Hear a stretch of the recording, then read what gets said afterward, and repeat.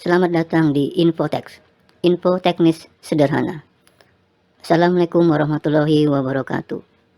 Kami dari tim Infotex akan membagikan pengalaman bagaimana cara menghitung drop tegangan dari kabel feeder yang akan kita gunakan.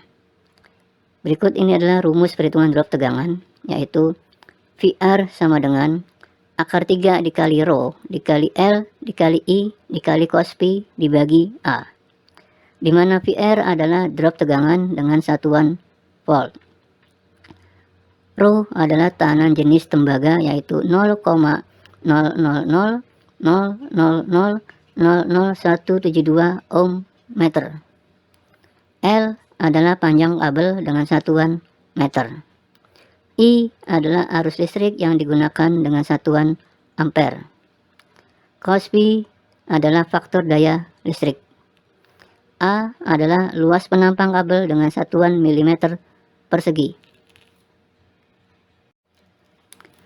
Berikut ini adalah tabel formula perhitungan drop tegangan 3 pas, di mana tabel ini terdiri dari kolom-kolom yang berisi parameter-parameter dari rumus drop tegangan dan parameter lain yang terkait dengan perhitungan drop tegangan. Kita mulai dari kolom A, yaitu kolom nomor urut. Berikutnya kolom B adalah nama kabel feeder panel. Berikutnya kolom C adalah luas penampang kabel dalam satuan milimeter persegi. Berikutnya adalah kolom D, yaitu daya listrik tersedia dengan satuan volt ampere.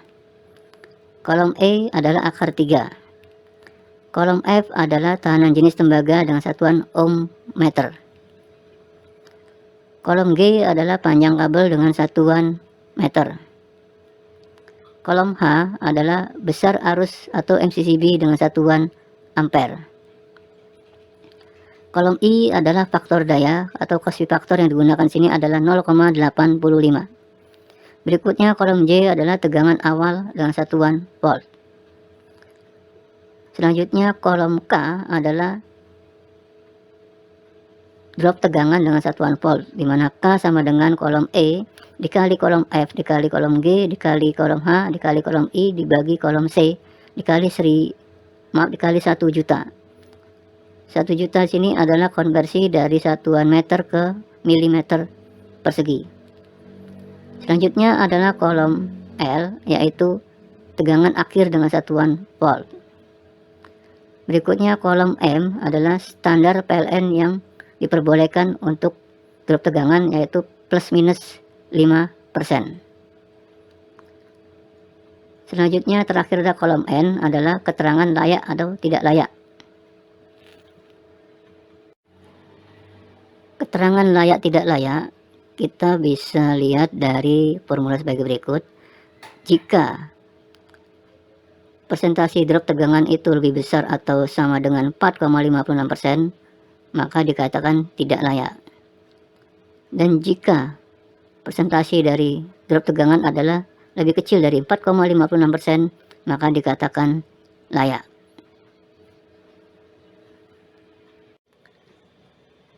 Tabel ini kami buat dengan program Excel yang tujuannya adalah untuk dapat melakukan simulasi terhadap ukuran kabel yang kita gunakan. Kita langsung masuk ke contoh nomor urut 1. Di sini adalah kabel feeder dari trafo ke DPPJU, yaitu distribusi panel PJU atau panel penerangan jalan umum. Luas penampang yang digunakan adalah kabel ukuran 25 mm persegi dengan jenis kabel tanah, yaitu NYF-GBY. Daya listrik yang tersedia adalah 36.000, yaitu adalah daya yang terdapat di panel DPPJU. Selanjutnya adalah panjang kabel yang digunakan dari trafo ke DPPJU adalah 112 meter. Berikutnya besar arus atau MCCB yang digunakan pada panel DPPJU adalah 100 ampere. Berikutnya faktor daya yang digunakan adalah 0,85. Berikutnya tegangan awal yang digunakan yaitu 380 volt. Maka drop tegangan yang diperoleh berdasarkan formula tersebut sebesar 11,34 volt, sehingga tegangan akhir yang diperoleh yaitu tegangan awal 380 dikurang drop tegangan 11,34 diperoleh tegangan akhir sebesar 368,66 volt. Berikutnya, jika dalam presentasi drop tegangan 11,34 volt yaitu 2,99%. Keterangannya adalah layak. Selanjutnya adalah contoh nomor urut 2 yaitu kabel feeder dari DP-PJU ke panel PJU A. Kabel yang digunakan adalah ukuran 25 mm persegi. Daya listrik yang tersedia di panel PJU A adalah 9600 volt ampere. Panjang kabel dari DP-PJU ke PJU A adalah 365 meter. Dan MCCB yang terdapat pada panel PJU A adalah 16 ampere. Faktor daya adalah sama 0,85. Tegangan awal adalah 368,66 volt, yaitu tegangan akhir dari panel DP-PJU. Jadi di sini tegangan awal dari panel PJU A merupakan tegangan akhir di panel DP-PJU. Selanjutnya, perhitungan drop tegangan diperoleh adalah 5,92 volt. Sehingga tegangan akhir yaitu tegangan awal dikurang drop tegangan, maka hasilnya 362,74 volt. Jika dalam persentase adalah 4,54%. Keterangannya adalah layak karena masih di bawah 4,56%.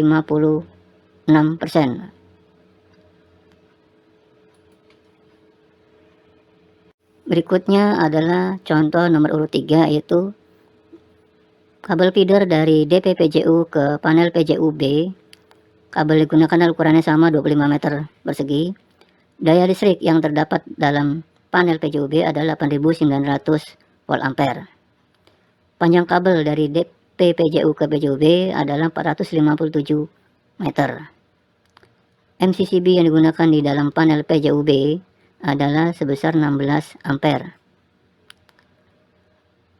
Tegangan awal yaitu sama dengan panel PJU A sebesar 368,66 volt. Dan perhitungan drop tegangannya diperoleh 7,41 volt. Maka tegangan akhirnya adalah 361,25 volt. Dalam persentase drop tegangannya yaitu 4,93%. Karena sudah di atas 4,56% maka dikatakan tidak layak. Ini bisa kita lakukan simulasi. Kita coba dengan mengganti kabel feeder dari 25 menjadi ukuran 35.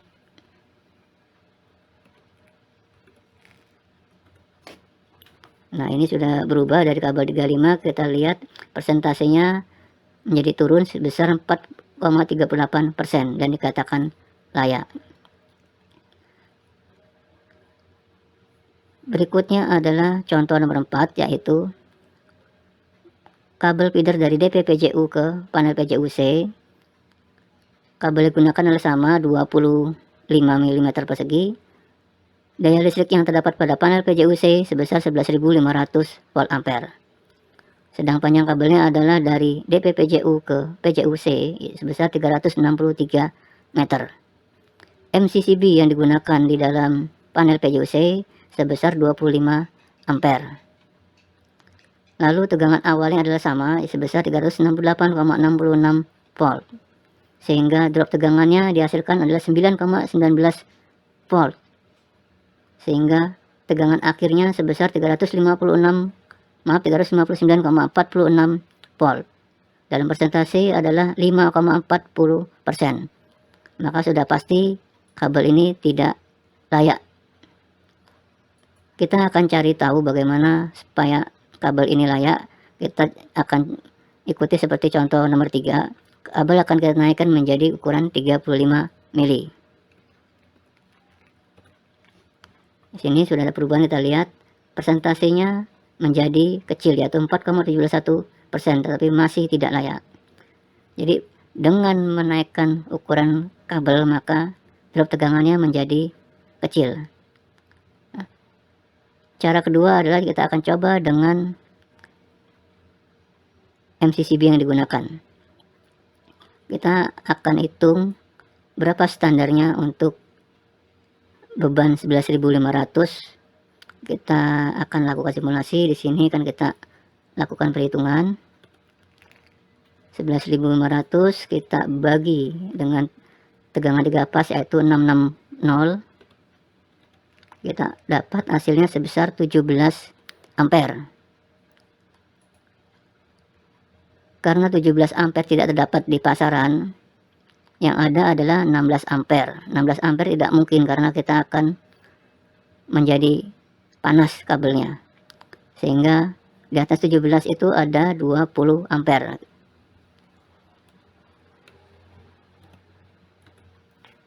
Nah, ini sudah kita lihat, kita ganti dengan 20 ampere, maka persentasenya menjadi turun lagi yaitu 4,37%. Maka kabelnya sudah dikatakan layak. Terakhir adalah contoh nomor 5, yaitu kabel feeder dari DP PJU ke PJUD. Kabel gunakan sama 25 mm. Dayanya yang terdapat dalam PJUD adalah 8900 volt ampere. Panjang kabelnya adalah dari DP PJU ke PJUD sebesar 434 meter. Dan MCCB yang terdapat di dalam panel PJUD adalah 20 ampere. Tegangan awal adalah sama, yaitu 368,66 volt. Maka drop tegangannya dihasilkan adalah 8,79 volt. Sehingga tegangan akhir menjadi 359,86 volt. Dalam persentase adalah 5,30%. Maka dikatakan tidak layak.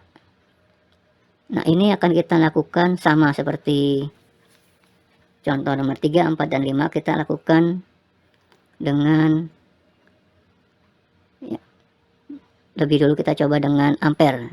Karena kita cek dari 8900 berapa realnya. 8900 kita bagi ke 660 diperoleh adalah 13 ampere. Karena 13 ampere tidak terdapat di pasaran, maka kita jadikan 16 ampere. Kita lihat hasilnya, persentasenya adalah 4,84%. Jadi masih di atas 4,56%, sehingga masih tidak layak. Maka cara terakhir adalah dengan membesarkan ukuran kabel. Kabelnya sudah pasti kita naikkan kembali menjadi ukuran 35. Lihat hasilnya, maka langsung drop tegangannya turun atau kecil menjadi 4,31% dan kabel dikatakan layak. Demikianlah pemirsa, cara melakukan simulasi perhitungan drop tegangan dengan rumus Excel. Ini bisa ditiru, bisa digunakan untuk proyek-proyek yang akan ditangani oleh pemirsa supaya akurat dalam menentukan ukuran kabel jika menghadapi proyek yang memerlukan panjang kabel. Keterangan ini sangat berguna dan sangat membantu untuk melakukan estimasi biaya. Demikian hal yang kami sampaikan. Terima kasih atas perhatiannya. Wassalamualaikum warahmatullahi wabarakatuh.